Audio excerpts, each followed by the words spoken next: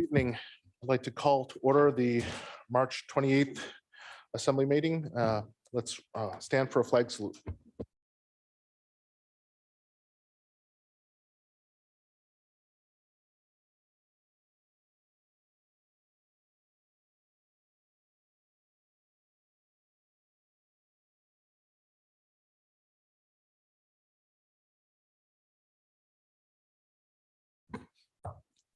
The Assembly of the City and Borough of Sitka would like to respectfully acknowledge the traditional first people of Sitka. With gratitude, we proceed on Tlingit Ani. Sarah, roll call. Mr. Mosher, Here. Ms. Duncan. Here. Mr. Yestad, Here. Mr. Christensen. Here. Mr. Pike Here. and Ms. Carlson. Here. And Mayor absent, or Mayor Eisenbais is absent this evening. Are there any correspondence or agenda changes? Okay, seeing none. Next item is a ceremonial. We have a service award for Robert Sam. And this is for his time on the Historic Preservation Commission. Bob, if you'd like to come up, please.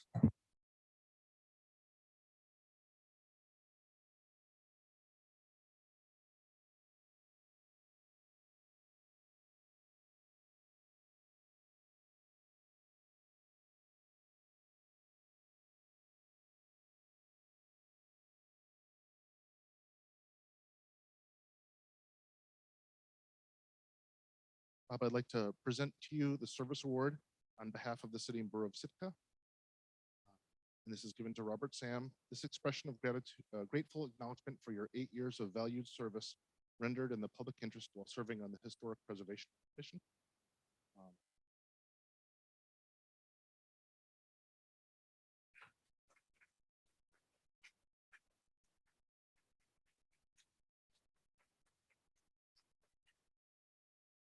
Bob has served 8 years on the Historic Preservation Commission. He's also served Sitka in many, many ways. He is currently on the STA Tribal Council. He also is a caretaker of our graves, and he does it with great heart, and he's a man of service. And I think we're honored to have him in this community. I know we are. And you don't have to, but would you like to say a few words?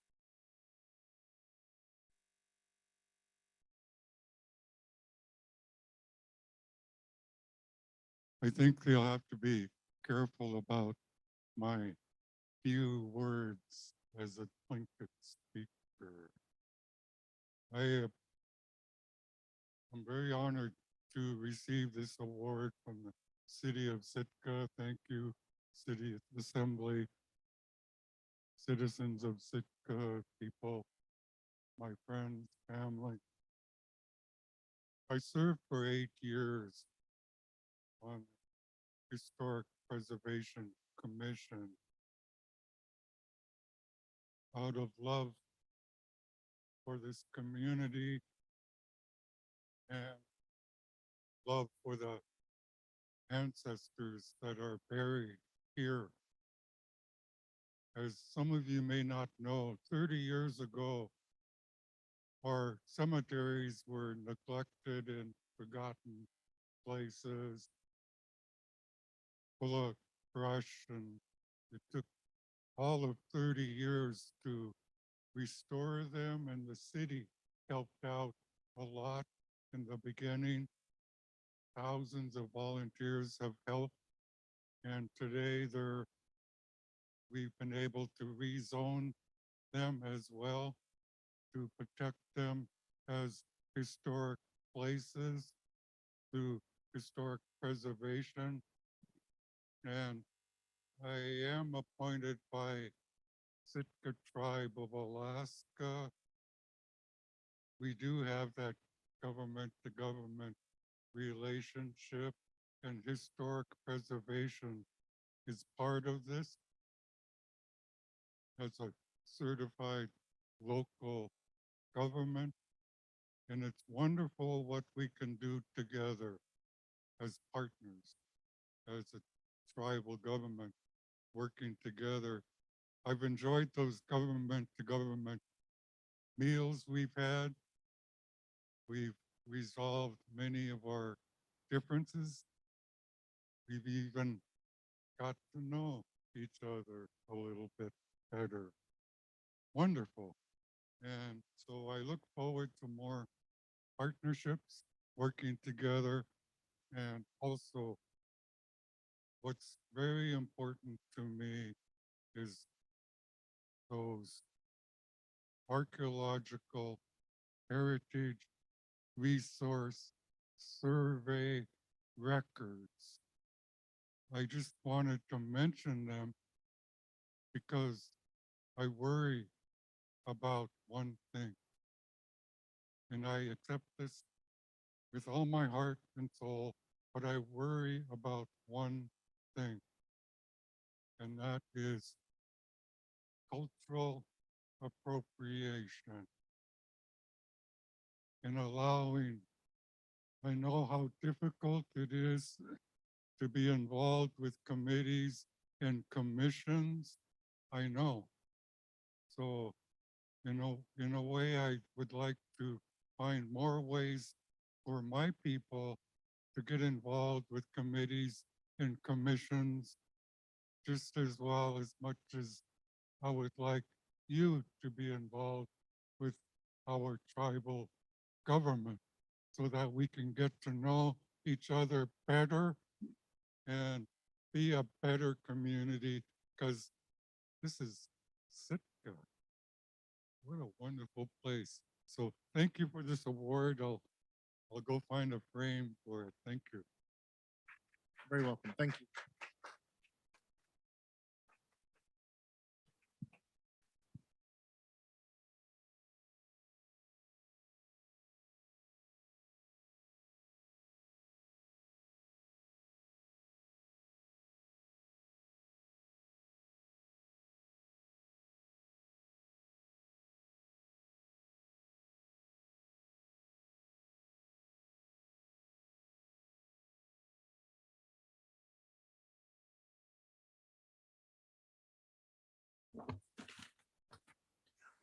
Next on the agenda is special reports. First, government to government. Sarah, you're going to call Bob, or I'm sorry, Woody.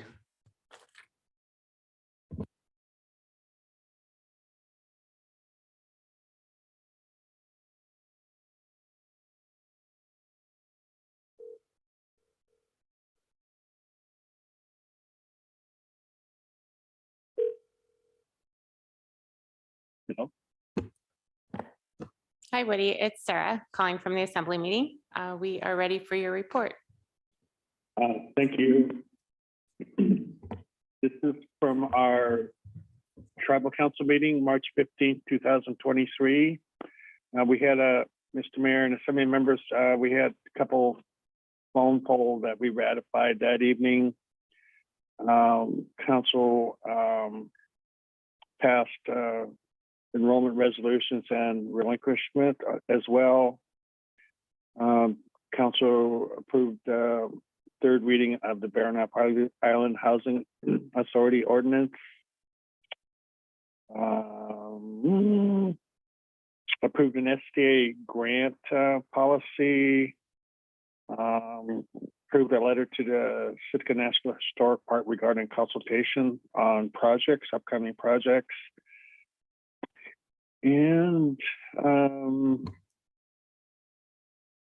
council approved a resolution encouraging state and federal actions to protect commercial troll access to Chinook salmon in Alaska waters. And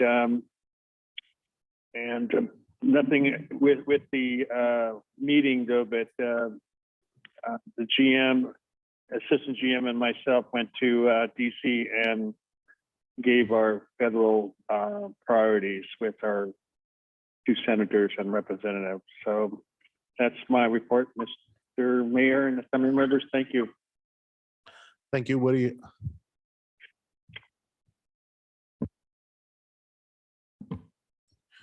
Okay, next under special reports, municipal boards, commissions, committees. Municipal departments. School district, is there anyone from the school district here? Report. Students and guests. Okay, this is personal to be heard. It's public participation on any item off the agenda. All public testimony is not to exceed 3 minutes for any individual. Thank you.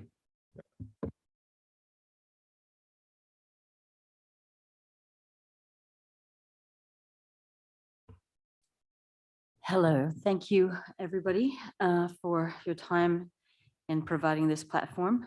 And I'm here, my name is Leah Mason, to report on the first electrification expo that was held in this building last weekend. We just wanted to make the community and the assembly aware of how well it went and how engaged the community was in this event. So roughly 150 people attended, came through the door. We have had 18 organizations and businesses providing information. And the extent of the expertise that was present in the room was very much appreciated by everybody who came along. We were very, very grateful for the support of the Sitka Sound Science Center, Alaska Heat Smart, the Alaska Center for Energy and Power.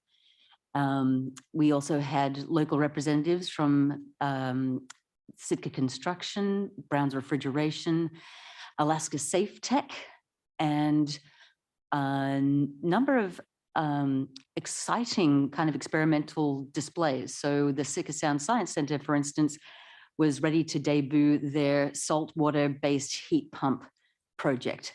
And that got a lot of people's attention and really provided a great point of focus for what's coming in the future. And we would like to thank all of those people and of the people who put their volunteer efforts into hosting the event. We were able to generate a lot of really great conversation even before the public attended. So we would like to recognize how important it is to get all those people into the same room because of the amazing networking opportunities it provides. We'd also like to say that while one of those experts was in town, he booked and undertook 12 energy audits, which is an opportunity we don't often get. And he's coming back in late April. We'll be putting up contact details. So if people in the community are interested in accessing that, this is something that Sitka will need if we are going to take advantage of the many opportunities there are to retool and change the way we do things. Thank you very much for your time.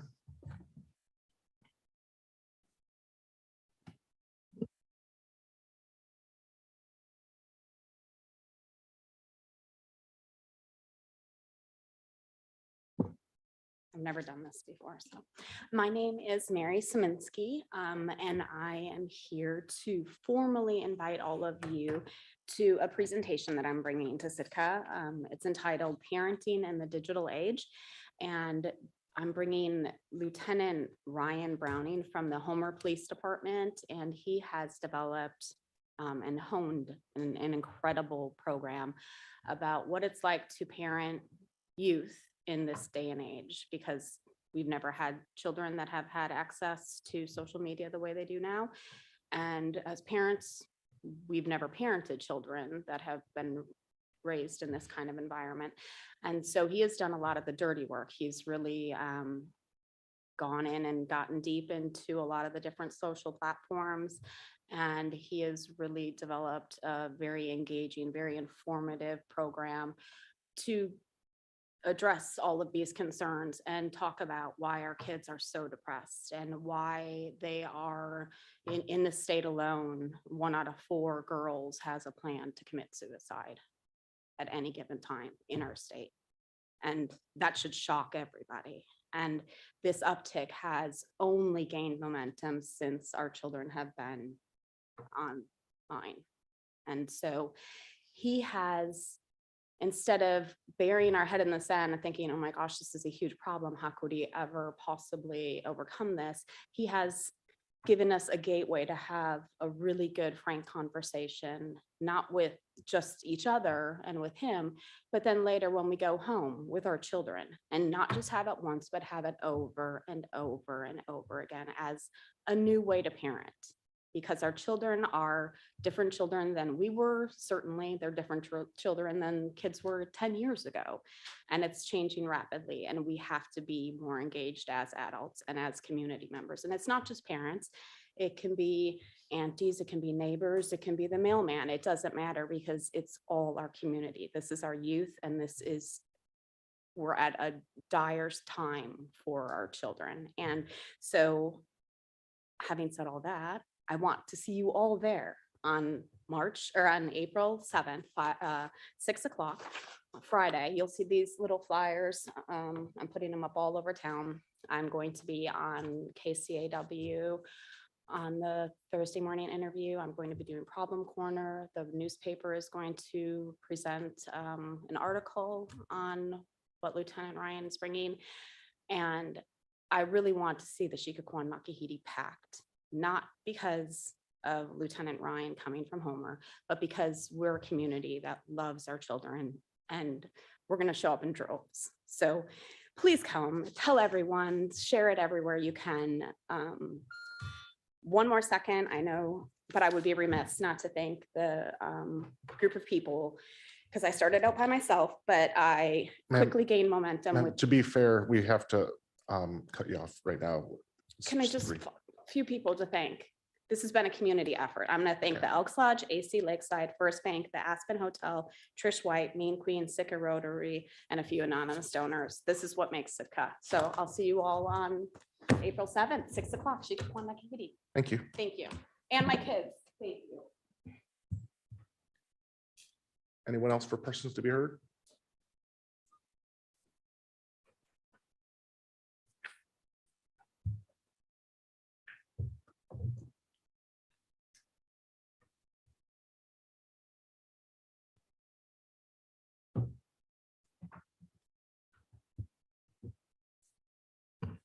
Good evening. My name is Richard Lean.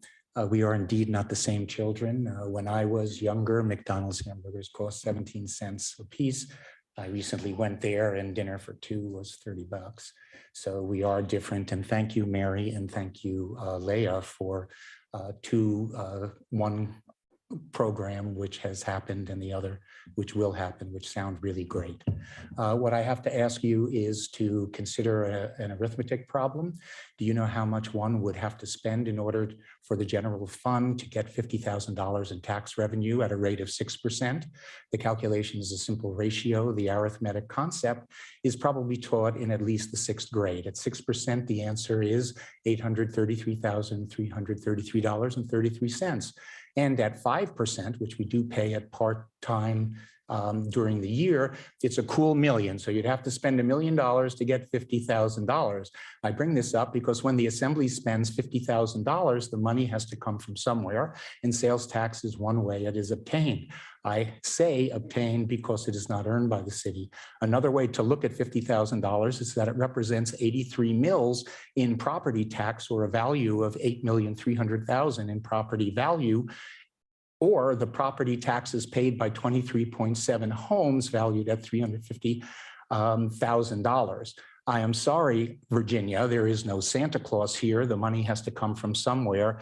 And that is where it has to be earned by citizens, and taxes have to be paid. At last Thursday's budget meeting, it was said, we are all sensitive to how rate increases affects the community. We are community members and we pay those same bills. We are doing the best we can under the circumstances. Well, I ask, are you? Are you doing the best, and can you possibly do better? There are so many economic factors compounding our lives at this moment in history, but there is one way the Assembly can help those who they pretend to care about to make life a little easier. Example, there was a recent add-on to the budget which did cost $50,000. And that meant it equals $1 million in food purchases at the supermarket. My request to the Assembly is to eliminate sales tax on food for Sitkans. That would represent a substantial saving in the world. Yes, we have come to that. The Assembly has considered this before under less dire circumstances. And how do we make up for the revenue loss? Well, we start cutting the budget, which I really didn't see much happening at all as I've listened to all the meetings, and certainly add a head tax for tourists who utilize our utilities, infrastructure, water, electricity, et cetera, et cetera. $5 or $10 is not too much to give to see beautiful Sitka. Thank you. Thank you. Is there anyone else for persons to be heard? Seeing none, move on to the consent agenda. Can I have a motion, please? I move to approve the consent agenda consisting of the minutes from the March 14th Assembly meeting. Second. Sarah, I'm sorry. No public comment on this, right? Okay. Any public comment on the consent agenda?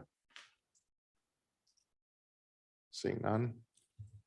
Anyone have any comments about the consent agenda? Okay, Sarah? Okay, on the motion to approve the minutes from March 14th, Mr. Christensen, Yes. Mr. Yestad, Yes. Mr. Mosher, Yes. Ms. Duncan, Yes. Ms. Carlson, Yes. and Mr. Pike. Yes. Motion passes 6-0 on item A. Okay, there's nothing under board, commission, committee appointments or unfinished business, which brings us to new business. Can I have a motion, please? For item B? I move to approve ordinance 2023-04 on first reading, authorizing a property tax exemption for the Sitka Historical Society in the leased premises at Harrigan Centennial Hall. Second. Okay, it's been, motion's been made and seconded. Before we go to public comment, I'd like to just state that at the February 28th meeting, staff was directed to prepare an ordinance to extend the property tax exemption for the Sitka Historical Society. So that's the context with which this is coming forth. Any public comment?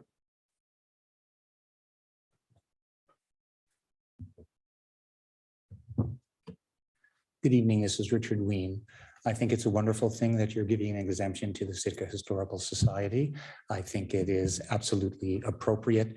One of the important things to note is if you look in the resolution, it grants it from January 1st, 2021 to April 30th, 4048.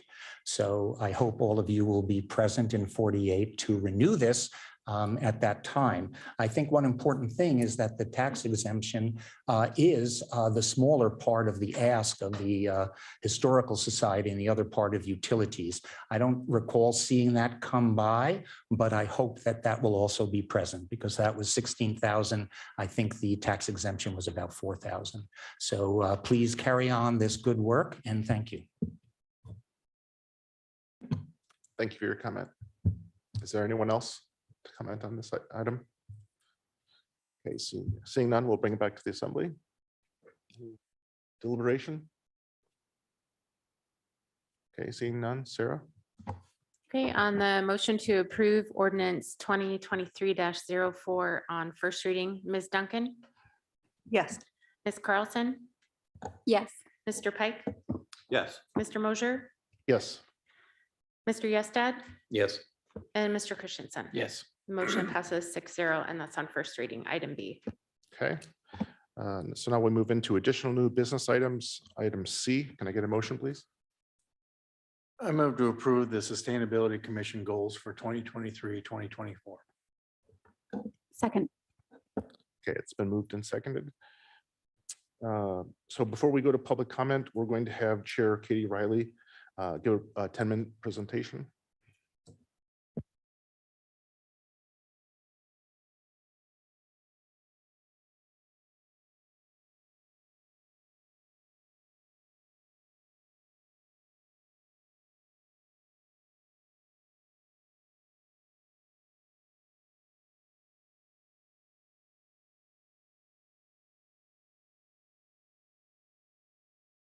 for those in the public listening, we're just taking care of the logistical side of this while Katie gets ready.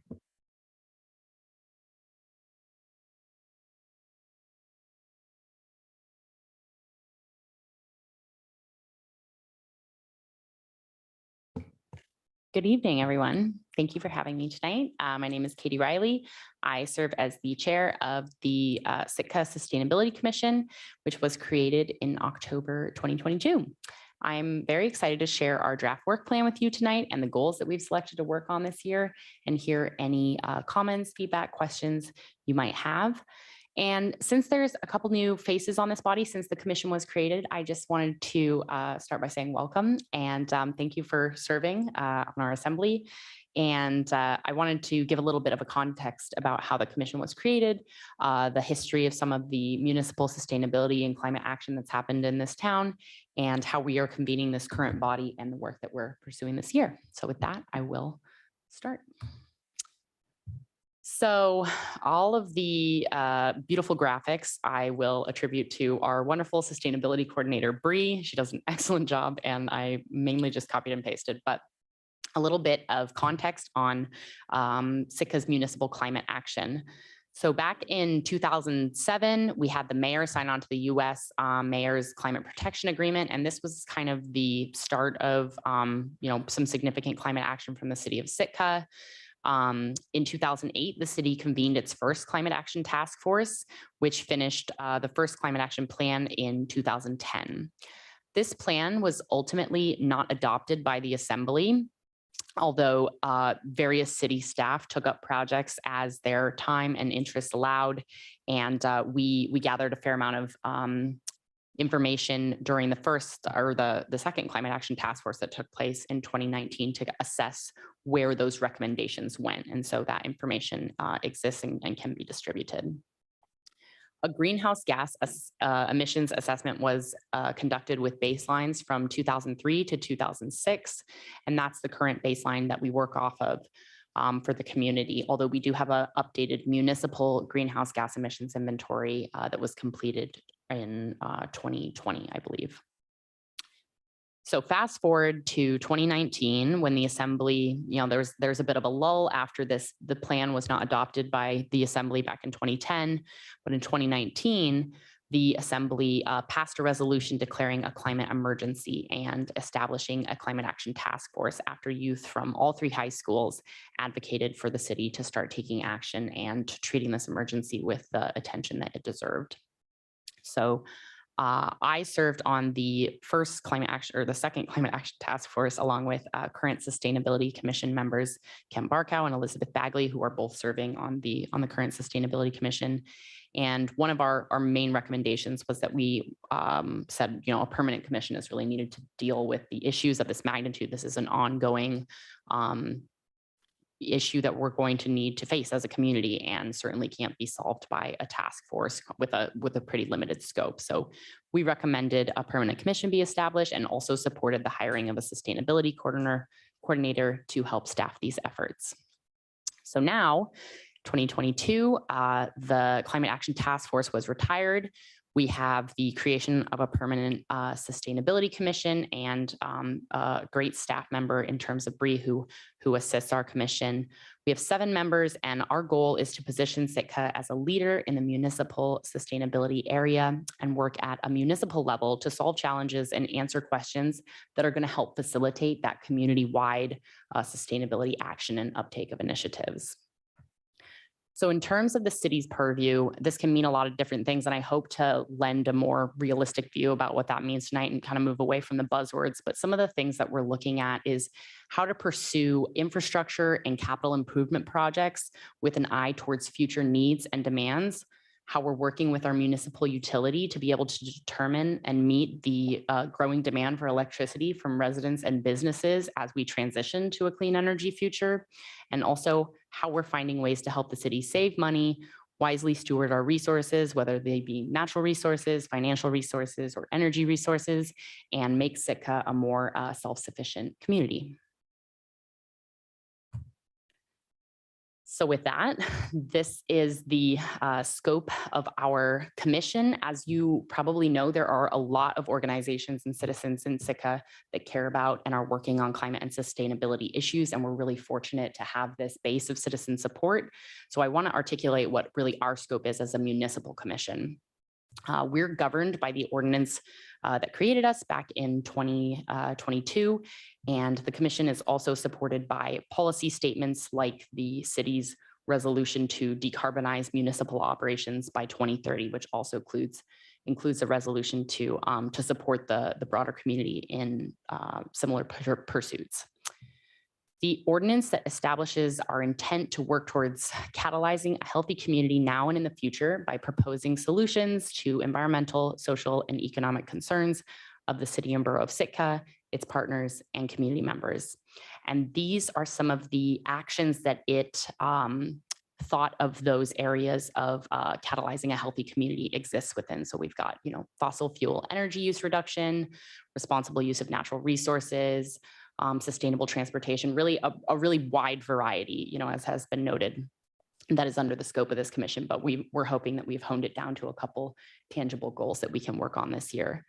So we do two things primarily, which is one, act as an advisory body to the assembly on what kinds of approaches and actions that you can take to address these topics. And also we work with city staff to do public outreach and understand community priorities for sustainability. And we are super lucky to have Bree and Amy at the planning department helping us carry this work forward, as well as Scott and Cord at the electrical department. I want to give a shout out to them. So our work differentiates from community-based organizations and citizens groups that are focused on climate and sustainability because we were created to advise the assembly, right, and act as a conduit for community priorities and connect them specifically to pathways for municipal action to be taken where appropriate. So we follow public processes like Open Meetings Act, Robert's Rules of Order, all the same things as y'all. And this can make things take a long time, right? And can be a little frustrating. You have to go through more hoops, but we're committed to this approach because we all believe that investing in supporting the city of Sitka to be a leader in the sustainability space in Alaska and across the nation is a really useful approach to do. So what does sustainability look like in action? A couple examples I mentioned earlier, infrastructure, capital improvement projects, but also working to ensure that we're planning ahead to conserve and efficiently utilize our hydropower as several large new developments are planned in town. And we'll touch on that later in our first goal. Looking at figuring out what kind of opportunities and challenges exist behind growing food locally at either personal, community, or business levels. With a lot of money leaving our community as the city pays contractors to deal with trash and waste, how can we create some feedback loops that keep that money in our local economy, reduce the amount of waste we're shipping out, and also find good uses for that waste that we do have. And then really a big one now with the situation that we're in at the federal level is how can we ensure that the city is able to take advantage of some of that federal funding opportunities to support what our municipal goals, what our sustainability goals, and really make our community more able to adapt and mitigate to the impacts of climate change. So this is a great resource or equation that I'm gonna attribute to Bree. I think she might have gotten some help from other sources, so I'll let her explain that. But this is really demonstrative of how we work. And so we are really considering, what are the municipal goals? Our priorities, approach, and decision-making are guided by that, what y'all's priorities are, assessing the time and capacity needed to pursue those goals, what kind of resources are available to support these goals, and balancing all of these inputs as we seek to make sustainable change. So in terms of municipal goals, I just want to say that there's quite a bit of overlap between our focus this year and the city's strategic plan, especially goals 3 and 4. Number 3 is align resources and financial and economic policies for a sustainable community. And number 4 is plan and invest in sustainable infrastructure for future generations. So I see pretty significant overlap with both of those as we will show in our goals tonight. And we want to be able to support the rest of the community in implementing these new approaches, as well as creating opportunities for new industries and workforce development to help us address these challenges in our community. We also want to see sustainability and climate action integrated into city planning so that we are planning for the future prosperity of this town in the current projects and approaches that are being undertaken, right? Like these are significant infrastructure projects that are going to be around for a long time, but the world that we're going to live in 2020 and 2030 is going to be different. So how are we preparing for that future now in the design phase is something that I think we're quite focused on. And especially, you know, this is going to help save future generations from bearing those higher costs of adapting said infrastructure or making other changes. So that's a little bit about who we are and how we're approaching our job. And now I will get to the work plan draft y'all had in your packet. So I will try not to be too exhaustive, but wanted to lead you a little bit through the priority setting process. This can I- kind of demonstrates. Can I interrupt you for 1 second? Yeah. Let's just, we have a timer going. Let's just turn it off. I want to give her about 5 more minutes or so to. Thank so- you. yeah. So over the past 5 months, this is the timeline of what we've been working through. We've gotten information from each other, from the community. We've brainstormed some goals. We've gotten feedback from a couple different sources. Both a public survey was conducted. Our own commissioners gave feedback on all of the goals. And then we also got feedback from city staff. And I believe all of that is available in the work plan document. And so this just shows some of the feedback. And this leads us to our goals. Number 1 is we want to create a community renewable energy strategy. And this is going to establish a shared vision of Sitka's energy future and kind of roadmap, you know, what are the policy actions? What do we need to do as a community to guide our investments over the next generations? The city made a huge investment in Sitka's renewable future by expanding the Blue Lake Dam.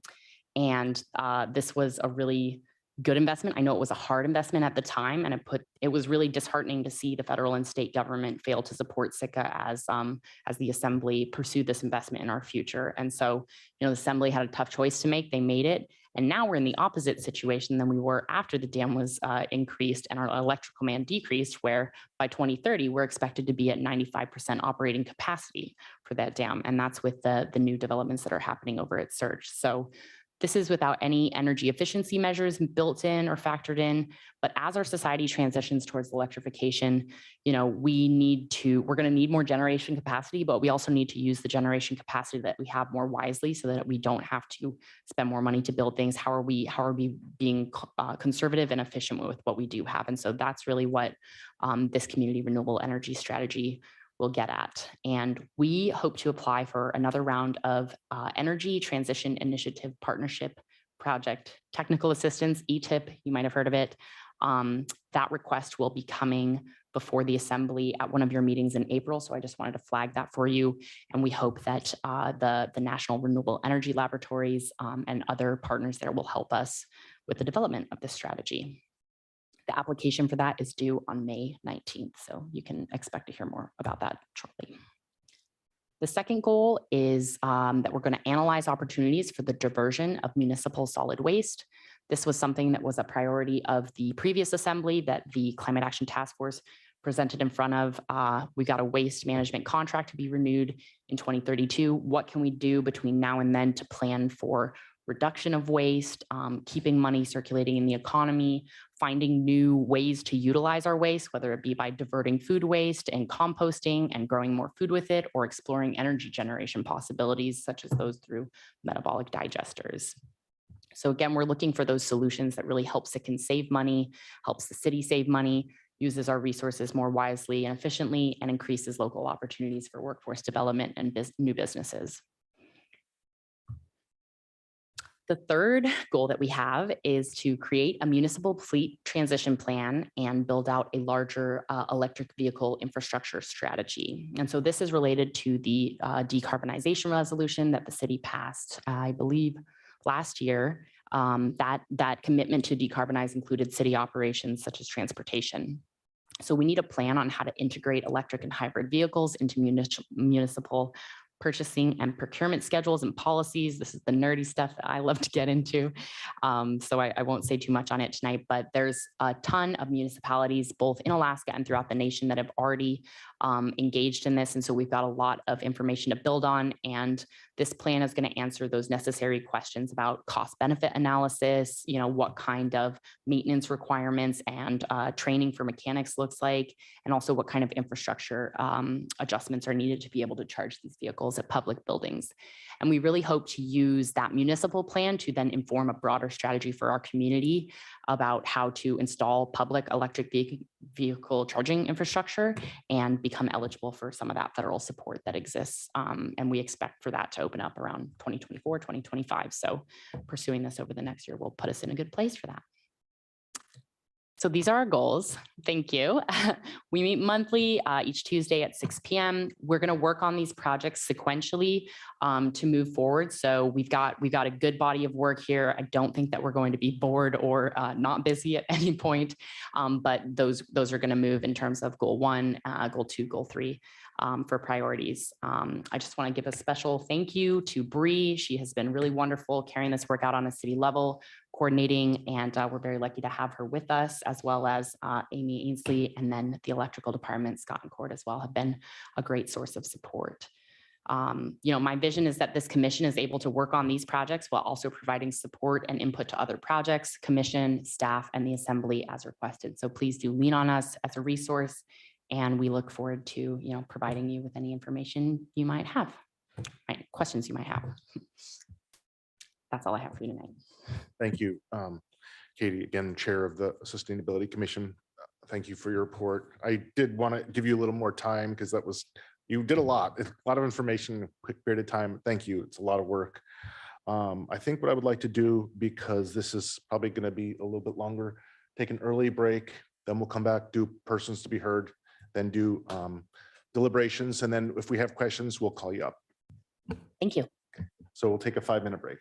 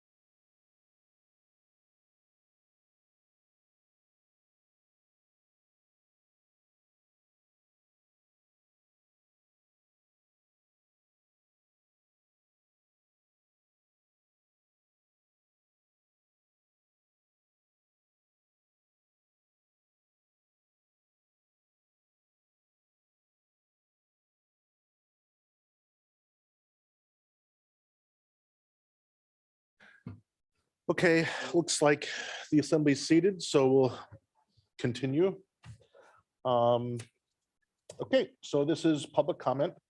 So if anyone has any comments on here, please come up one at a time, state your name, and let your opinion be known about this. And please keep it to 3 minutes. Thank you. Ms. Mason?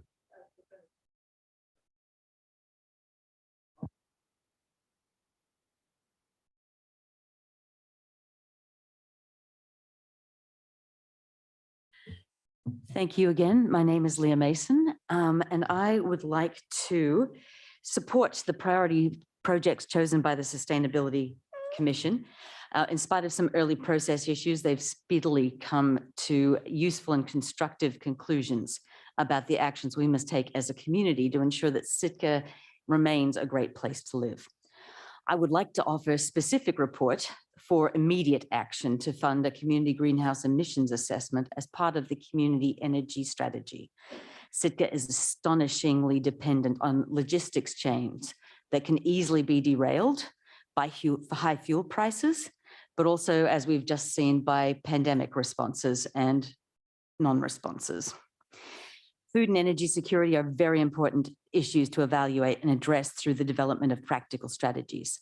And I believe that the ETIP funding that is currently on offer would be a very important priority action to assist the community in arriving at an accurate analysis of our exposure to fuel price volatility and our options for reducing our current level of dependence. I am particularly concerned about the portion of our energy use that applies to transport energy. Electric passenger vehicles are a small but important part of this equation, and I support the idea that the city can reduce its own greenhouse gas emissions through making changes to its own vehicle pool. However, it's also important to begin the longer-term work of facilitating transitions for other very critical elements of life as we know it in Sitka. Retaining the services of barges, ferries, and the fishing fleet in a carbon neutral world underpins the sustainability of this community in the long term.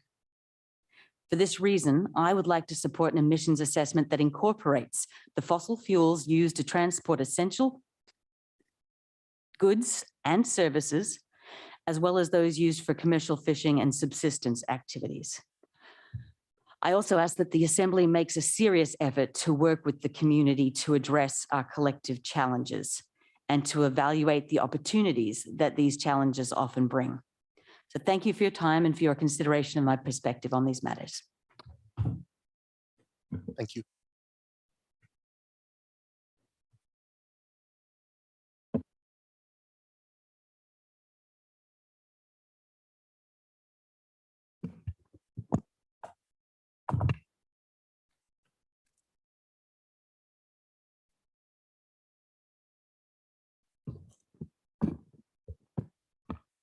Good evening. My name is Richard Ween. I think that many of the goals presented by the Sustainability Commission are admirable and can, for the most part, be achieved.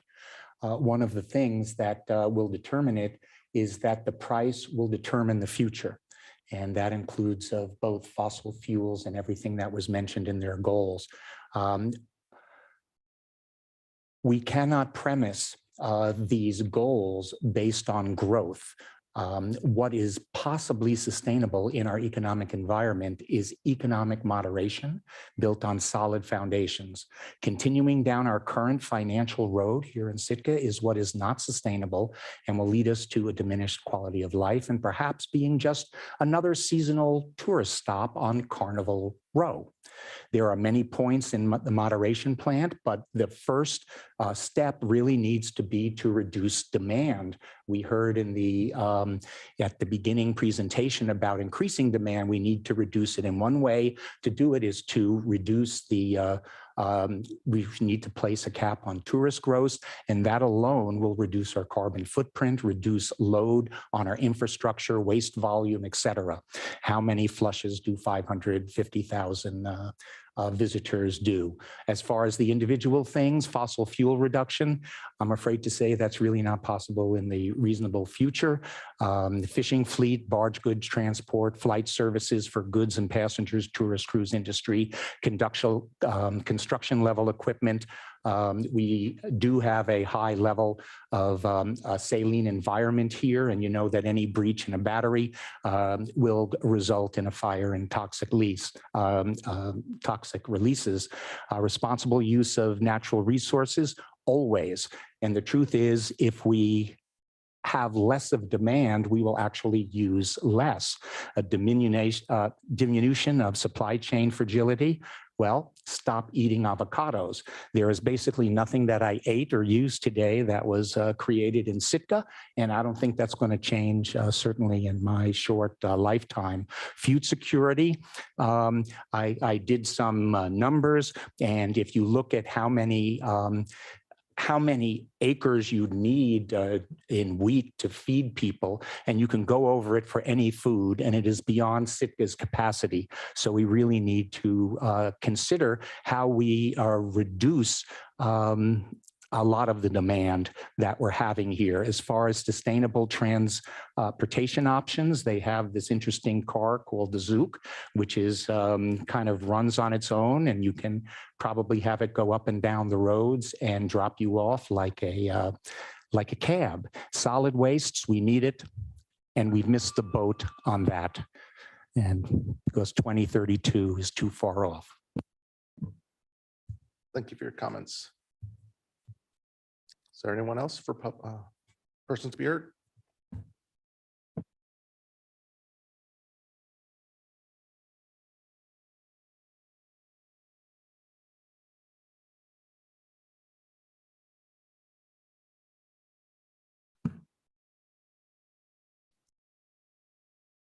Assembly members, staff, and interested public.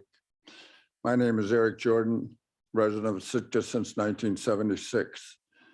I have read the sustainability goals and have the following comments. I support building a community renewable energy strategy. Be the plan adopted. Keep it simple and short. But to do that, you need to know where you are to set your course. And you figure out where you are by updating the 2008 greenhouse gas emissions inventory, focusing on all the emissions in the Sitka Sound Baranof Island area, including vessel emissions from the smallest sport subsistence skiff and commercial and sport crafts to the largest barges and cruise ships, and from all aircraft landing and taking off in Sitka. We need to know where we are to know where we're going. One of the things we learn as fishermen is the first of the 7 steps of survival is recognition. We need to know where we are. We need to take inventory before we can decide the next steps. Thank you. Thank you, Eric. Anyone else?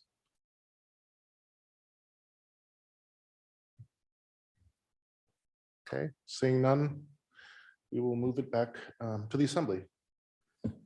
So, anyone has any comments? Tor? Yeah, I have to say that when I looked through these, I was really impressed.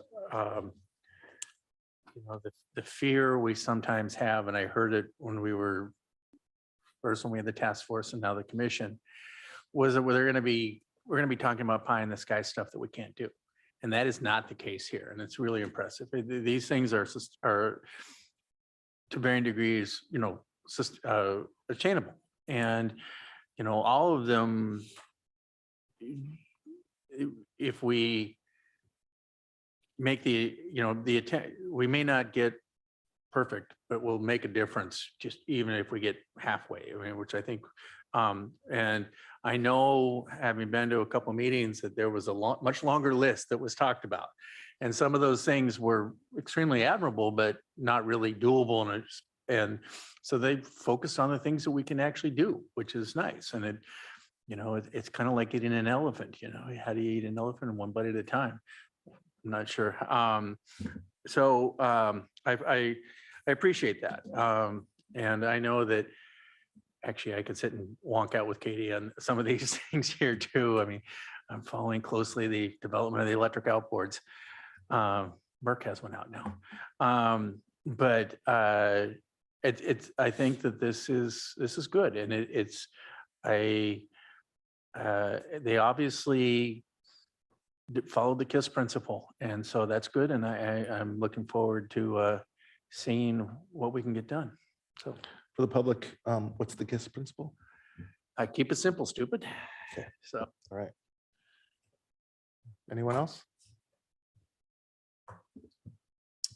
I was not on the Assembly when this commission was created, but I followed this with interest and I am impressed. I mean, I think this is a pretty neat plan. I'm glad to hear that you're ranking these because when I look at this and having been part of organizations where we tried to eat the herd of elephants instead of just an elephant, if we pull ourselves too thin, we're not going to get much accomplished. And I think your first goal is probably a really good start and build some success and then work our way down through the rest of them. We're not going to get through them in a year, I think is kind of the thing. But it's a great start. And I think that's a admirable beginning. So I like what I see, but you got the herd out there. Crystal? I actually have questions. Yeah, feel free to call. So as she makes her way up, I will just note that if these are the goals of the commission, I support them. I do have questions as it relates to the plan. First, that was a great document, a lot of information there. Needed some help with some layman examples. Goal number 2, waste diversion. The reason that I asked that is I looked at the 20 ideas that were listed in the original survey, and then you pared those down and obviously came up with 3 goals. And I wasn't sure if we tried to open the umbrella and conceptually put some of these under a larger goal of we want to look into this bigger issue. So what were some examples of waste diversion from goal 2? Yeah, that is a great question. And just to note, as Assemblymember Christensen did point out, we had 9 goals to start with. We reduced some of those and then we combined some of them. So for municipal solid waste diversion, I think what we are looking at is how can we work off of the plan that was created or the last assessment that was done in 2014, see what our streams of waste input are, and then figure out what are the levers that we can use to adjust those, reduce those. I mean, specifically, one of the things that comes up a lot is food security. And, as a member of the public commented on earlier, we have heard a lot about community gardens in Sitka. We've heard a lot about composting, as there was, there was some machinery here in town, and as well, just like a strong interest from community members in composting. So food waste is a huge waste stream that we want to look at diverting and reducing as possible. But there's a couple different ways to deal with that, right? Like there's composting and what we can do there to address that. And then there's also, digesters. There's different machines that help take that food waste and turn it into energy and kind of like smaller applications like that. But I mean, those are just 2 examples, but we're really going to be, trying to take a look at the whole picture of where the waste in Sitka is coming from. Where can we just cut it off at the source, right? If you're getting, if your business is receiving catalogs that you don't want, how can we distribute some information to prevent that from happening? And then what are the sources that we can reduce the inputs for? Awesome. And I knew it was larger than just that word. It was what makes up that. So I guess I have a question related to that. That goal in itself seems huge. And so these are annual goals. So this is your first time coming forward and you were so comprehensive in presenting it. And I appreciate that. The reason that I have these questions is health needs and human services. I think this ordinance was sort of built off of that, which said bring forward annual goals of what you want to focus on. And goal 1, goal 2, and goal 3 all seem huge. And I really appreciated the commission intensity that you wrote into that. And you guys were very realistic. For all 3 goals, I saw that there was a high intensity required in not only of the commission, but also staff. And you broke it up by quarter, but it's high intensity in this entire first year. So you guys are volunteers, you're passionate, but I'm worried about 3 large scale goals. Can you kind of speak to that? Because I know you guys had these conversations. We do a lot of informal meetings within Health Needs and Human Services, and I have a little bit of a hesitancy there because now we're having a hard time recruiting for that because it's not just 1 meeting per month. It's actually extensive, the work that goes into that. So during your discussions, you guys were talking about, we want to focus on these goals. That's fair. How do you kind of address the exhaustion that comes from focusing so hard on 3 very large, important goals in a 1-year time period? Yeah, absolutely. Fair question. You know, we saw that herd of elephants and we just couldn't help ourselves. We had to go for the whole thing. No, I completely concur. These are big goals. The reason why they are sequential is because we wanted to recognize that we want to pursue these in the order, right? So our first priority is going to be that community renewable energy strategy. And that's what we're going to be working on first. And we've got a couple different ways, you know, there's going to be the ETIP application. But then we're looking at, potentially a lull where the first part of that ETIP project, if we do get that support at the federal level, is scoping. So while we can start, thinking about that project and what it looks like, we don't want to fully define that scope because that is a community strategy. So if we're not going to fully define that scope, well, what do we do in the meantime before our next meeting? And that's potentially a chance to look at some of the solid waste things. If there's a lull in the solid waste project, then we can expect to move on to that municipal fleet plan. To be real, it's completely realistic, right? Like, I don't think that community renewable energy strategy is going to be finished within a year.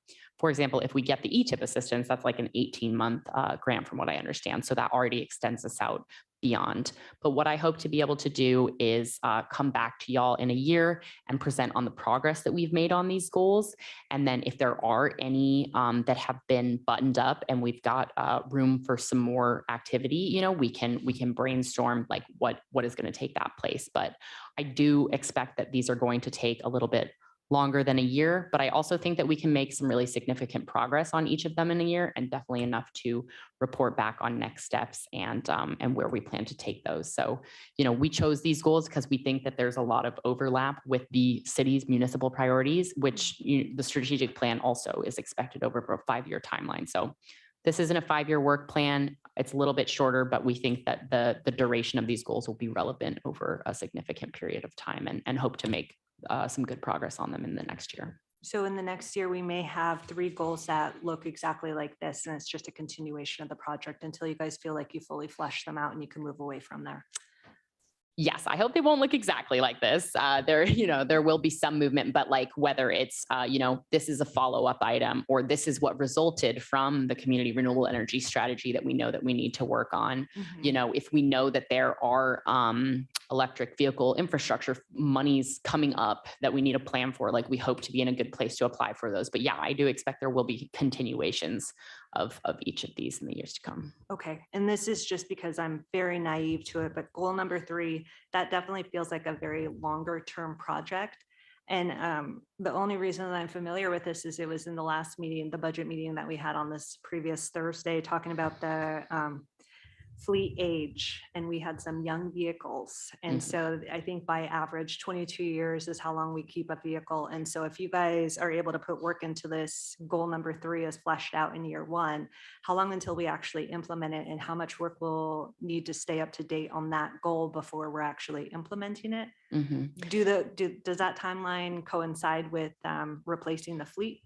Yeah, that's a great question. So the fleet replacement schedule happens as vehicles reach, I believe, 100,000 miles, or like an expected timeline that's, determined by Public Works about their appropriate age, and then they start selling them off. So it's not like, let's transition the whole fleet at one time. It's how do we actually just start integrating the purchase of electric vehicles where appropriate, right? Like not the heavy duty trucks, like not all of those can be replaced, but we've got alternatives that are making their way to the market.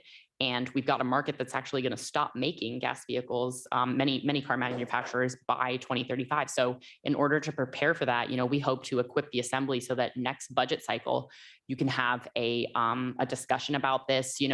We've got Public Works that is apprised of the situation. They have their questions answered. They have some very valid questions. But this has happened in a lot of municipalities that have already dealt with these questions. So I actually don't think that one is as big as a lift as some of the others because of the base of knowledge that exists here in Alaska.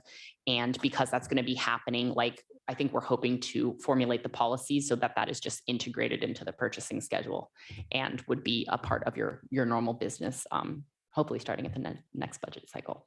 Okay.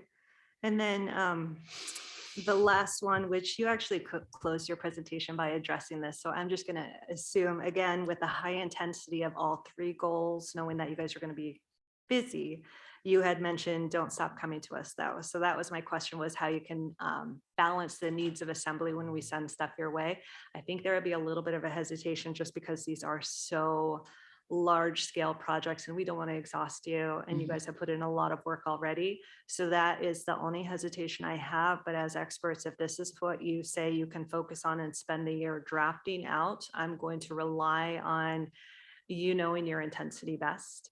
But that's the biggest thing, is it just felt huge. It felt like we took, and when I was referencing goals, I was actually talking about the survey itself where you had the 20 items listed. It felt like a lot of those got enveloped into these broader goals, which can be excellent because you feel like you're getting more bang for your buck. 3 goals, but we're covering all of this area. But it's going to be a huge undertaking. So I appreciate the volunteerism and focusing on this. It's something that, again, comes through as immense passion on the part of the commission members. But those were my thoughts, and thank you for addressing the questions. Yeah, and thank you, and do appreciate the reality check and the timeline. I think that's really important to be super upfront about that, and that these are longer term goals. I think significant progress can be made.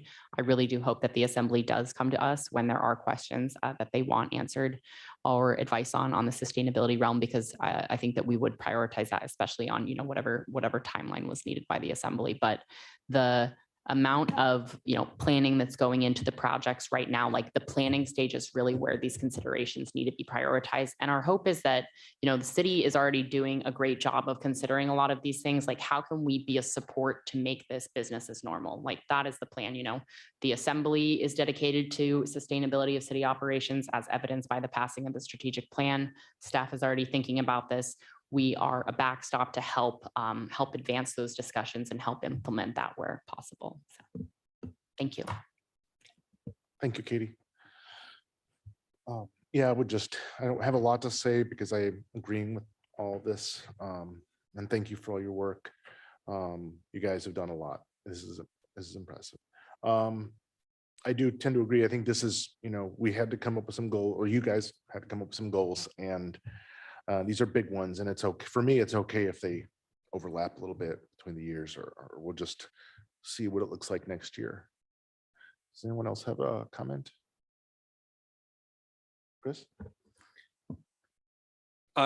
Yeah, I like all the goals. I think number 1 is something really good to tackle here, trying to make ourselves more efficient for our electrical grid. And then, looking long range future, what we need to do if our load continues to increase. I like anything where there's a potential to save money, and with our shipping getting more and more expensive, I like the idea of trying to find new ways of dealing with our solid waste, and hope maybe not shipping out quite as much. So I think that is a really good thing for Sitka. And the municipal fleet thing, I'm excited to have more eyes looking, more people looking in different areas than maybe city staff might be, trying to find new ways to set up the infrastructure. Obviously, it's a very expensive endeavor, changing the fleet over to EVs and establishing all these charging stations. So I think a big goal should be trying to find funding other than the city's budget. So yeah, no, I'm excited for that. I'm excited to have other eyes on this, and just trying to make ourselves more efficient. So I definitely approve of this. No other comments? Okay, again, thank you, Katie. I know as chair, you have a fundamental part of this, and I really appreciate the work, and Bree and Amy, and of course Elizabeth's here. I don't know if any other commission members are here. Carol, thank you very much.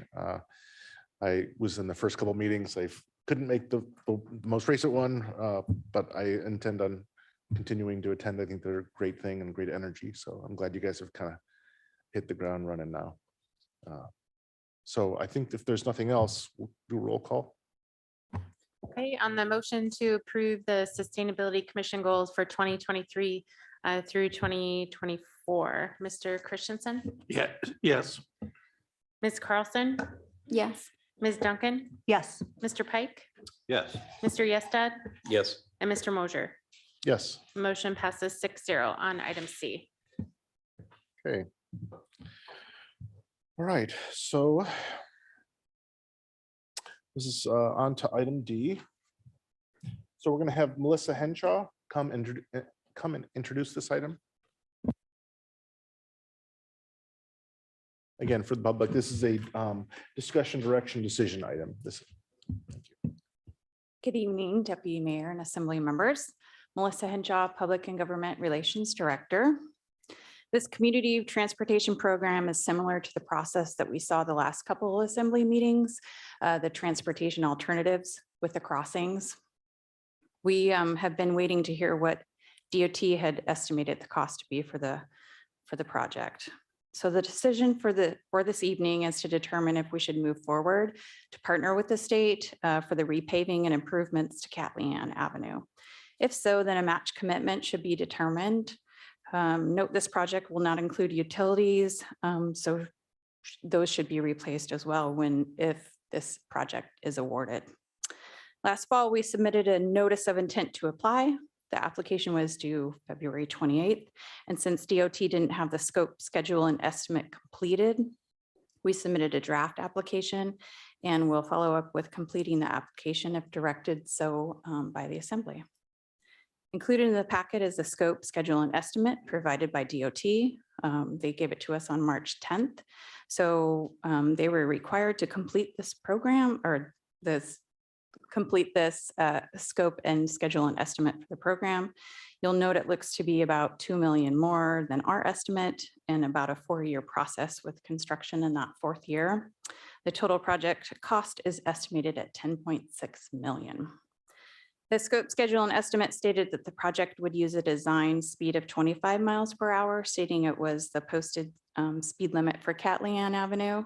So I reached out to DOT and they stated that they designed to the higher speed of the roads and there wouldn't be a difference in the design unless it was over 50 miles per hour. So regardless of 15 miles per hour, 25 miles per hour, they understand those differences on that road. So this grant includes the design. The scope we have proposed is a shared street design, including a multimodal design feature.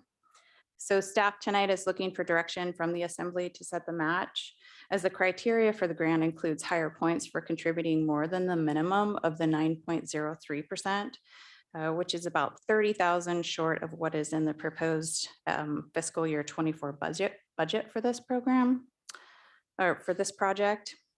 Haley compiled the table in the memo. So that pointed out the cost associated with the points that include 0 to 5 points and where those funds could come from. This includes the Visitor Enhancement Fund, expected to have about 250,000 at the end of this fiscal year, and or from the CPV excise tax funds, though we think that that would need to be justified somehow. She included the option of defunding lower risk projects as well and moving this up on the priority list. So other than that, I'm available for questions and we have Haley and Harmon in the audience as well. So I have a question if I can, before you get out. So I know we have to commit monies for a match. When do we actually have to give it to them? Well, the award should be coming sometime in May, but it probably will be more like June. And then once we get together for the grant agreement, then the funds will need to be starting to be expended, right? Those grant agreements have been taking anywhere from 6 to 24 months. This probably is a smaller project, but it would take 6 months after the grant is awarded at minimum to have to fund this project. The reason I'm asking is fiscal years, and if we've already, if we're only Mhm. 30,000 short, if we're doing it next fiscal year, it's a easier lift. Right. And like I said, the award is supposed to be announced in May, maybe June, because this project, the whole opportunity has been a little bit delayed in all of their, estimated timeframes. And then it's going to take at least 6 months for a grant agreement. Can you stay there? And Melissa, can you come up real quick? You can both, because I think we might all have some questions. So my question is, so say we could find the $30,000 somewhere, but we do this, we apply. So we're basically technically putting that money on hold until we find out if we're not actually spending it, we're just putting on hold. And then if we get the grant, we have to expend it, et cetera. I like the idea. We definitely need Ketlean done.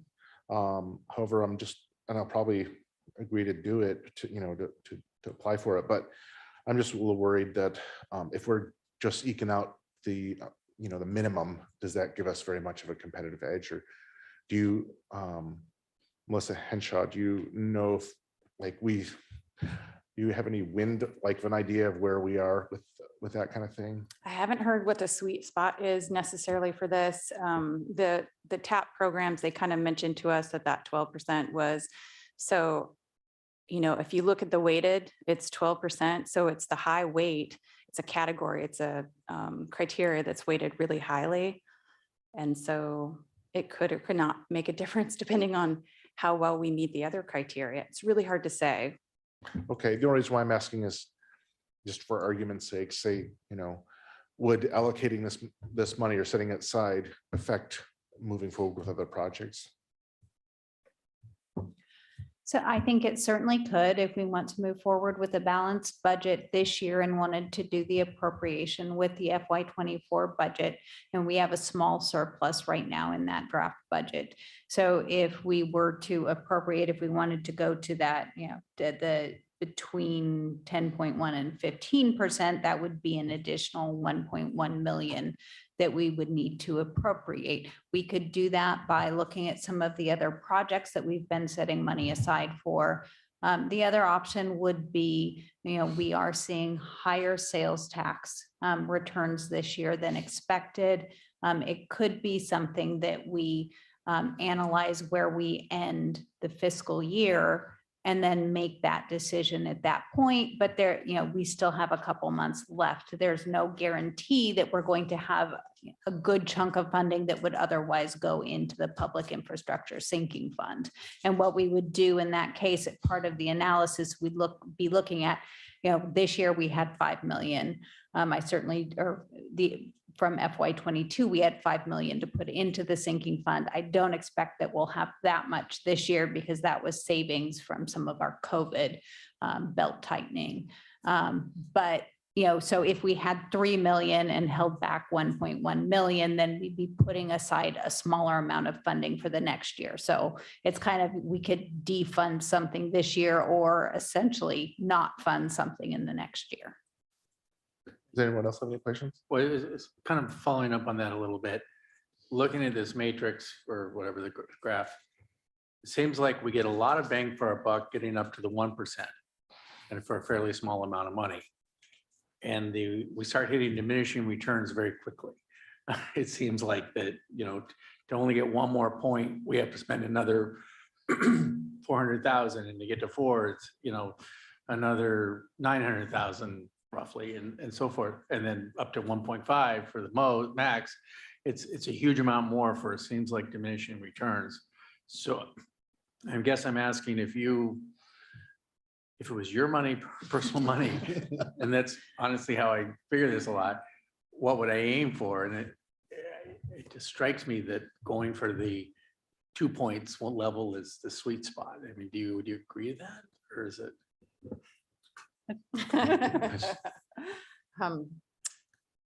It's not a bad plan, but again, that's up to the assembly to decide that. So we can kind of commit on the bare minimum for now, correct?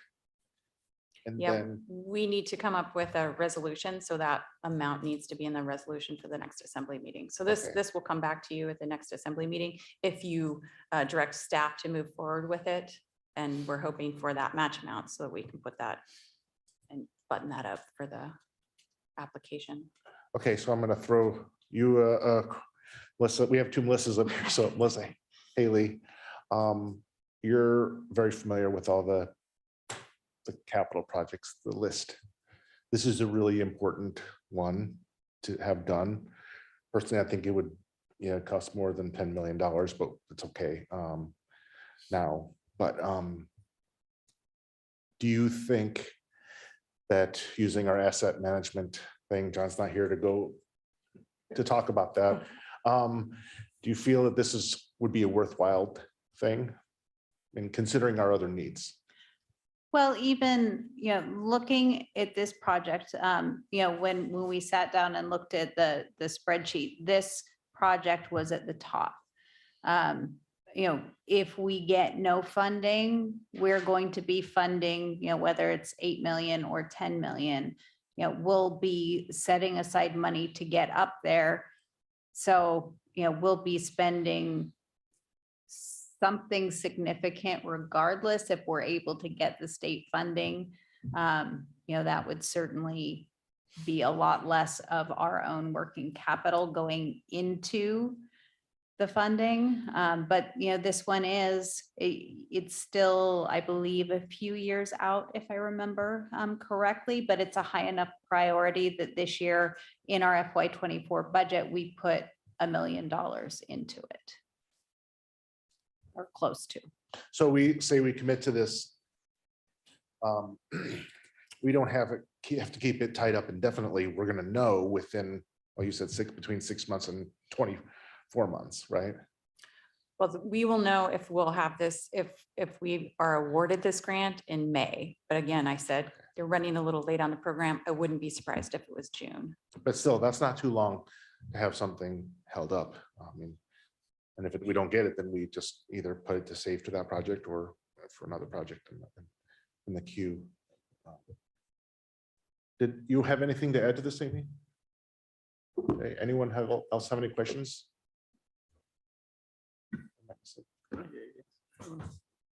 I do. Go ahead, yeah. So we talked about the list of projects that wasn't in here, correct? You had mentioned that if we wanted to, we could possibly defund what else is on the list. That's not coming to mind. What are the projects that would be defunded? Because that was something that you just brought up. Sure, and Michael Harmon can probably speak better to that. That was in our general fund budget presentation is where we discussed that. So, and we have them, ranked by, it's a combination of timing of the project and priority, so. Yeah. So do you have recommendations on that? Or is that just something you're throwing out to the assembly? We could consider defunding other projects. Because otherwise that list would have been a good refresher, because I absolutely remember you including it and talking about risk, but I can't recall off the top of my head what's going to get defunded if we choose to prioritize and put more towards this project.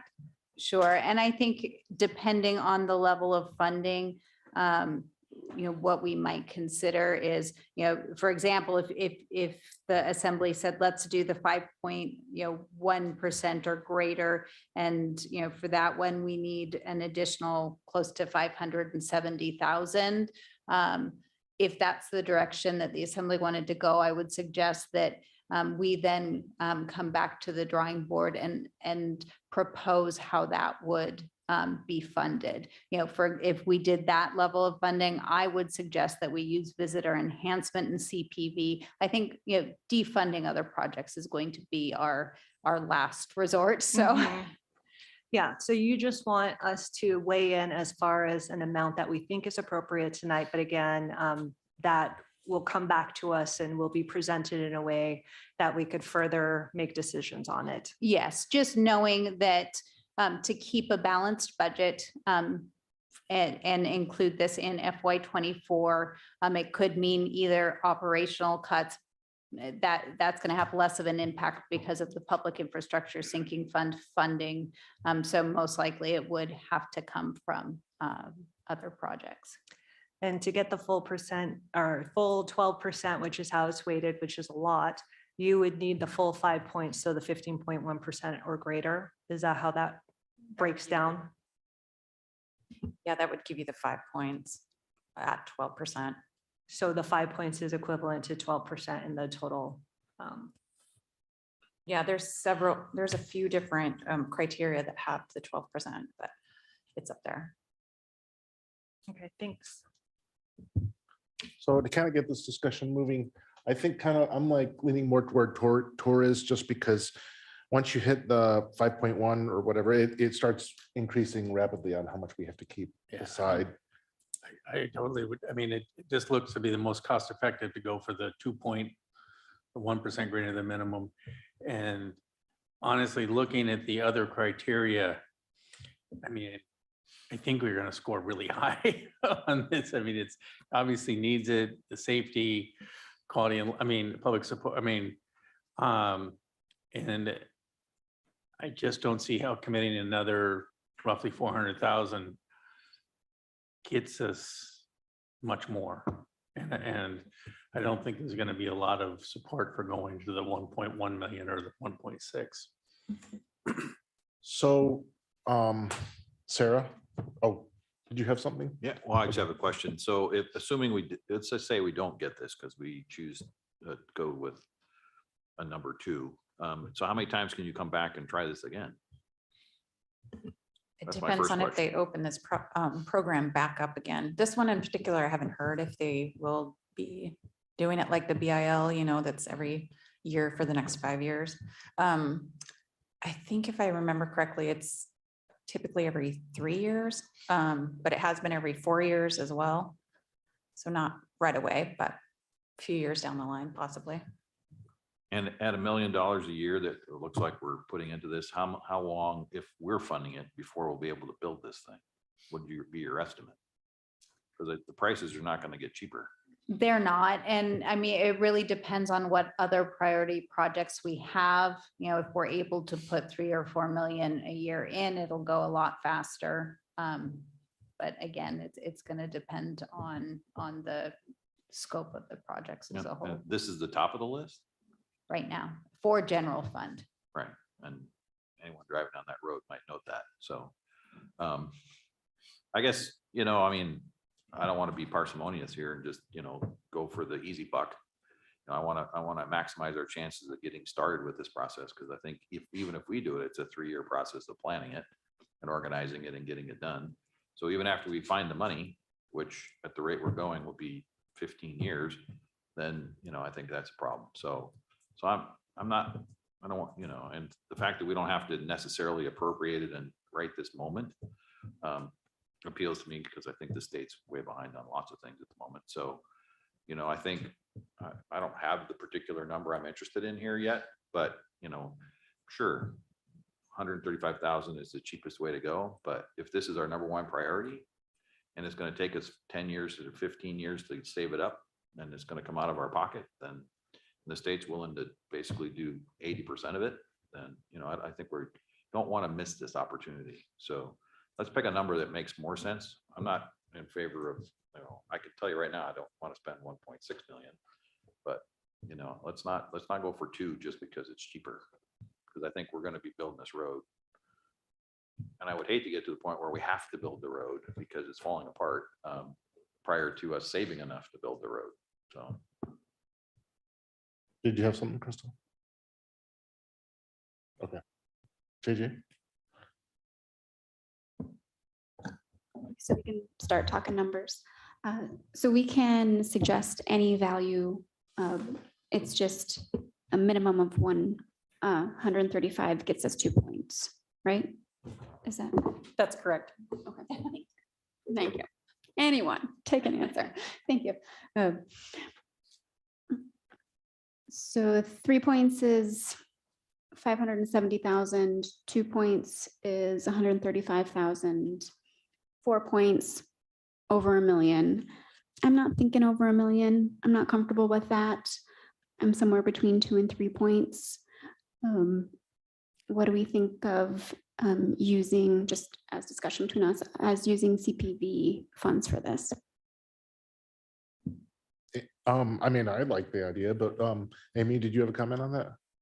Oh, I was just gonna say, you know, and I think Melissa Haley brought up some really good points about kind of seeing where we're at the end of the last quarter for sales tax returns. And so we might have a couple of different options. And, you know, part of the reason that this discussion is focused on the number amount as opposed to, you know, specific projects coming off the list or funds is because we might, you know, as we close out towards the end of the year, we might have some more options. And so, you know, we'll be bringing those back forward to be able to choose from. And so these were just kind of noted, the ones that are here as your potential sources that are, at least we have kind of clear line of sight to in terms of dollar amount availability. But in terms of getting to that, you know, 500,000 mark, having a clear delineation between how much we use out of visitor enhancement versus CPV and justifying what that split is and why, right? What percentage of the road is used by cruise ship passengers and. I mean, I visitation, see that a sort of thing. justification for Yeah. sure. Yeah. So, but I'm under the impression that we need to decide tonight on what number we're doing so we can have a resolution next. Is that not correct? Correct, that's correct. That is correct. So we have to decide tonight how much we want to do. Yeah, I mean, I could live with the 569 or let's call it 570. Yeah. It's only $3 short or $13. I mean, it does. I like the fact that we don't have to come up with it immediately and we'll have a much better idea than we do. And using the CPV, it's a fairly big jump between 1% and 5% there, and it's of 12% of the overall scoring.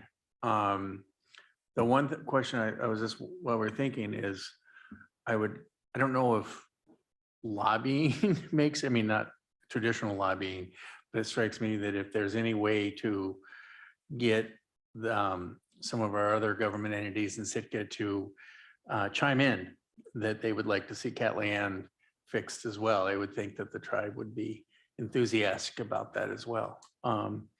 But I don't have super strong feelings if we went up to the 570, considering that we essentially don't have to come up with the money right away.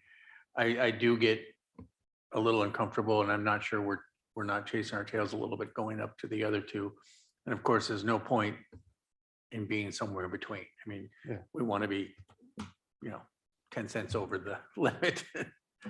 Yeah, I could do the 570. I could do that. Melissa, can you come up and kind of speak to that about what Tor said? So we have presented to the Sitka Tribe of Alaska a request for a letter of support, and that's going through the process. Right now, it's going to their subcommittee, the Community and Transportation Subcommittee, and then it will go to the council. So we're expecting to see one. Yeah, I don't see any reason why they wouldn't want that. I mean, okay, so in the interest of time, we've got 3 people interested in the point number 3 at 569,987. Anyone else want to weigh in? Chris? Yeah, I can support the 570 with where the funds are coming from. Yeah, it's definitely an important project. It's one of our ailing streets. So yeah, I think it's worth putting a little bit more forward to it and trying to make sure we get the funds. Okay. So that's 4 of us. Tim, did you have anything? Okay, Tim's okay with it. He just put his hands up, a thumbs up. Crystal, are you okay with that? So the weighted percentage points, you could get 12% if you do 5 points. Is it correct that we break it up 2.4% for each level? Or is that not how the maths? So are we going to get 7.2% out of 12% weight on this if we do level 3? Melissa? Or one of you guys? because you get points, but the total percentage is 12%. And so we're trying to figure out how much we're giving up by going with different points, knowing that it's at a 12%. So if we contribute and agree on 3 points that we want to put towards the project, what are we giving up percentage wise? Because I would hate for this to be the reason that we don't get this grant, and then we see that we're within percentage of the other person who is funded or the other org that was funded. And then we have to come up with the money elsewhere. But it is a big jump in dollar figures. So I guess I'm not understanding the point system versus the percentage weight.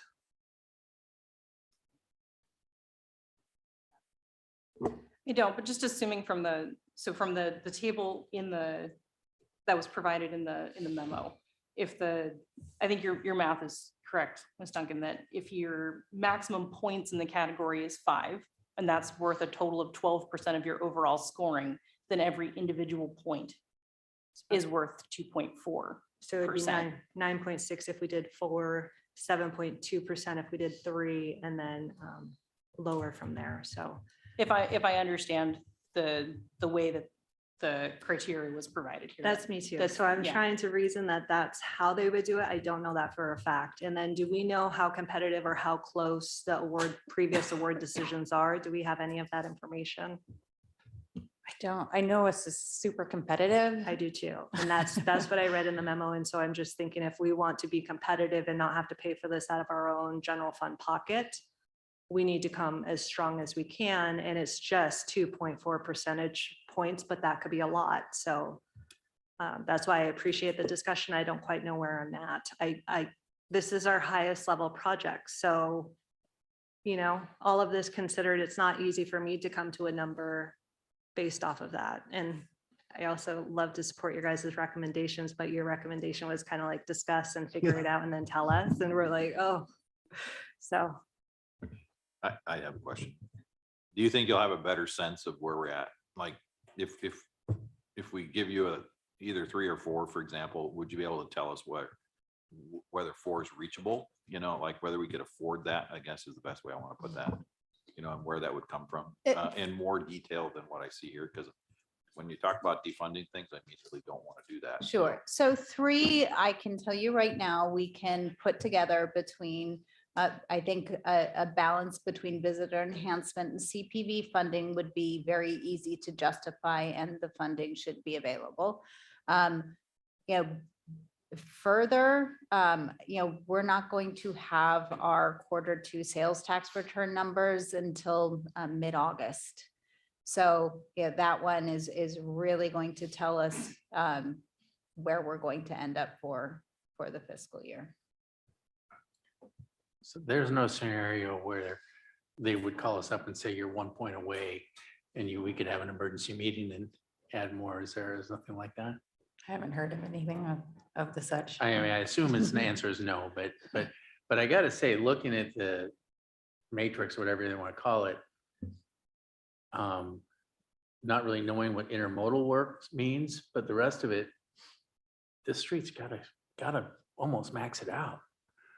So I realize using logic when talking about the state is maybe not the smartest thing, but and what does intermodal mean in terms of this? So that's a Michael Harmon question, but it's a Never mixed use bicycles and pedestrians. Yeah, I think we would normally say multimodal. I think they use the term intermodal. We wouldn't bring this forward to you unless, we thought it had a shot. So at this point, I think we've kind of asked all the questions we can ask. We've been discussing this a while. I don't know, Sarah, what do you think the best way is? Just vote or just kind of do a tally? amongst I ourselves? don't think, like we did with the last couple of items, we asked for just what the general consensus was. Okay, so how about we So- just go around the room, starting with JJ, and tell us your point that you want. I'm comfortable with the 570. If we continue to talk about it more, I could go up, but I'm comfortable with the 3 points, 570. Okay.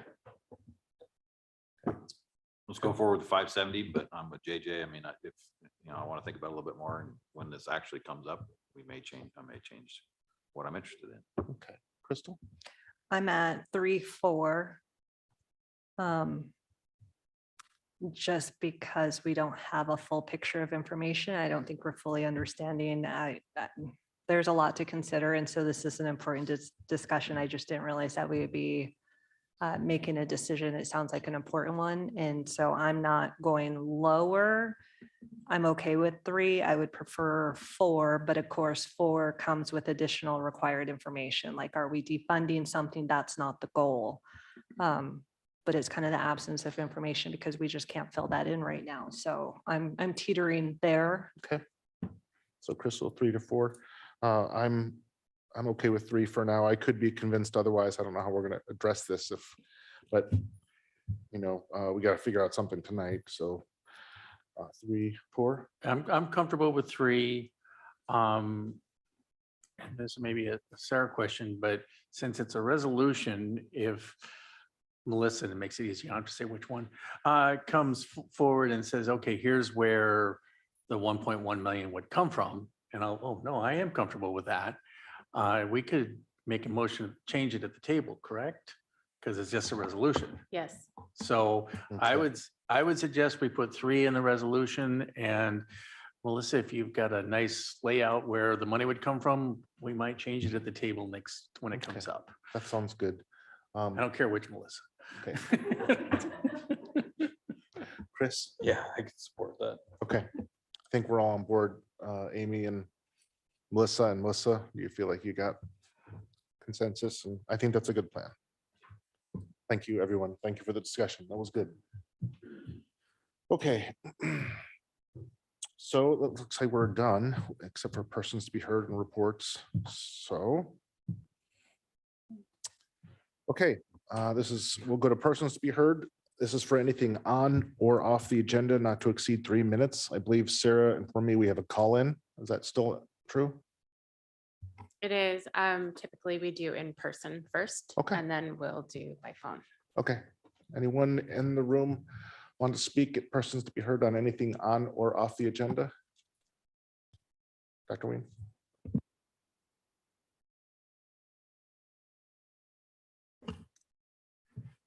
The name is Richard Ween. All I can say is wowzers. There's so much to speak about, but I'll direct my comments to this last resolution. Firstly, you have to understand that there's only $110 million in this grant.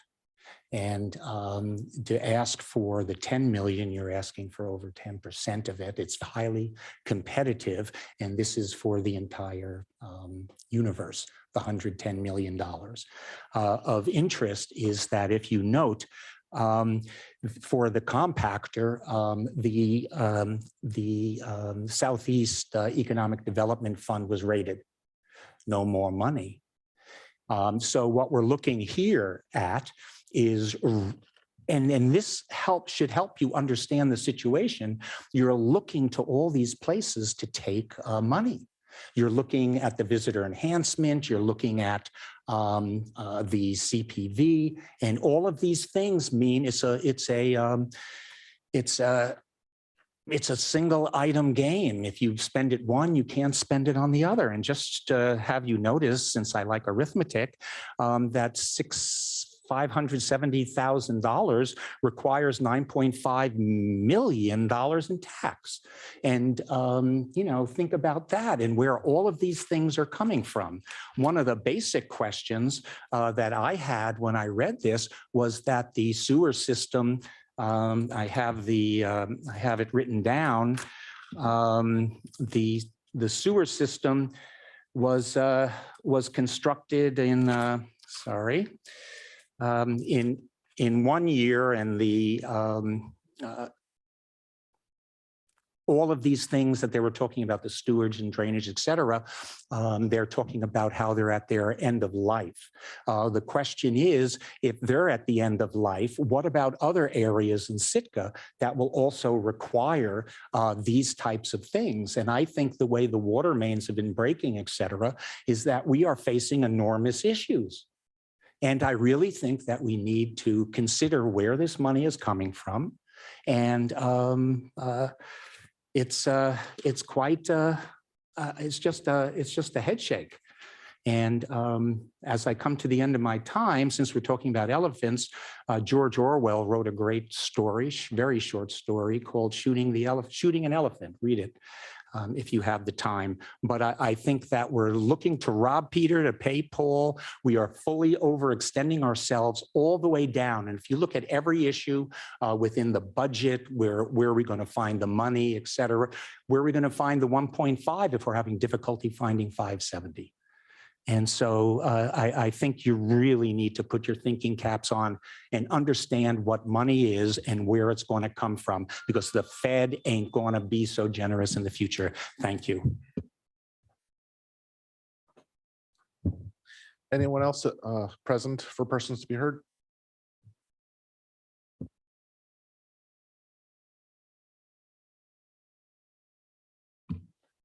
My name is Leah Mason, and I would just like to correct an error in my first address to this body, in that I did not get a chance to thank the Sitka Electric Department for participating in the Electrification Expo. They were a great resource to the community, and from what I hear, they also appreciated the opportunity to talk to the community. So again, I think that it was a great initiative.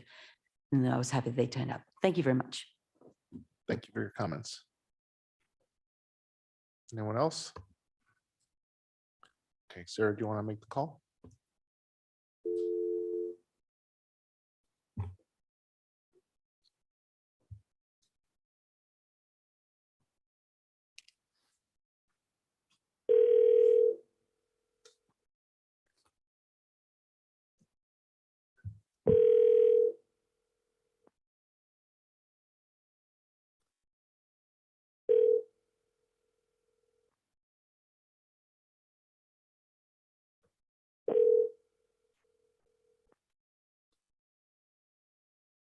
Hello, this is Valerie. I'm unable to take your call, but if you leave a message, I'll get back to you just as quickly as I can. Thanks.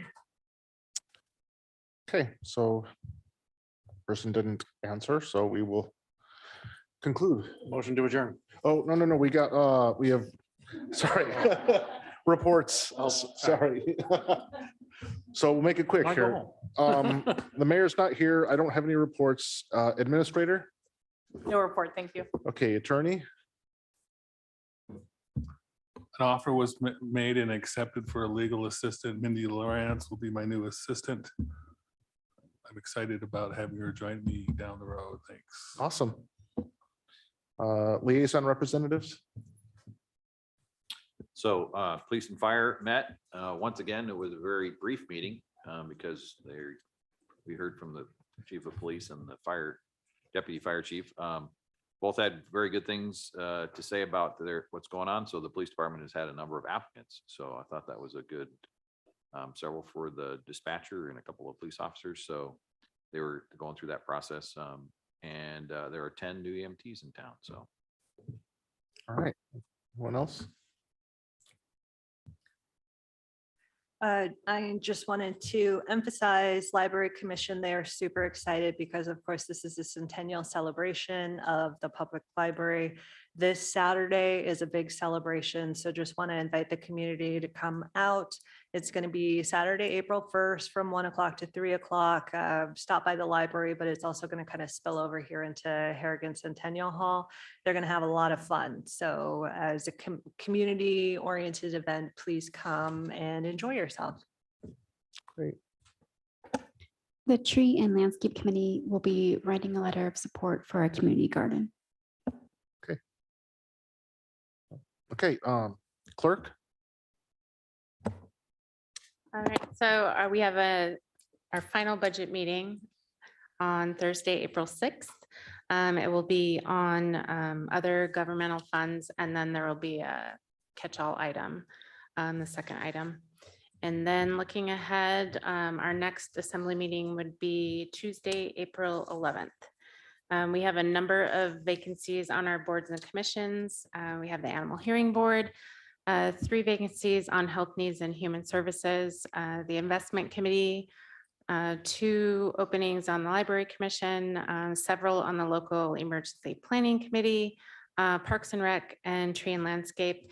And then we're also advertising for seats on the newly formed Tourism Task Force. Applications for the Sustainability Representative, they are due Thursday at noon. Applications for the Port and Harbors seat, those are due on Wednesday, April 5th at noon. And then applications for Downtown Business Corridor seat, the Tours and Attractions seat, Business in General seat, and then there's 2 Community at Large seats.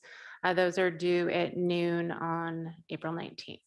So Great. if you're interested, I have some applications in the back of the room, or folks can stop by or contact our office. Thank you. There any other reports? Hearing none. Anyone else want to make a motion to adjourn? Motion to adjourn. Okay. Second. Okay, all in favor? Okay, we're adjourned.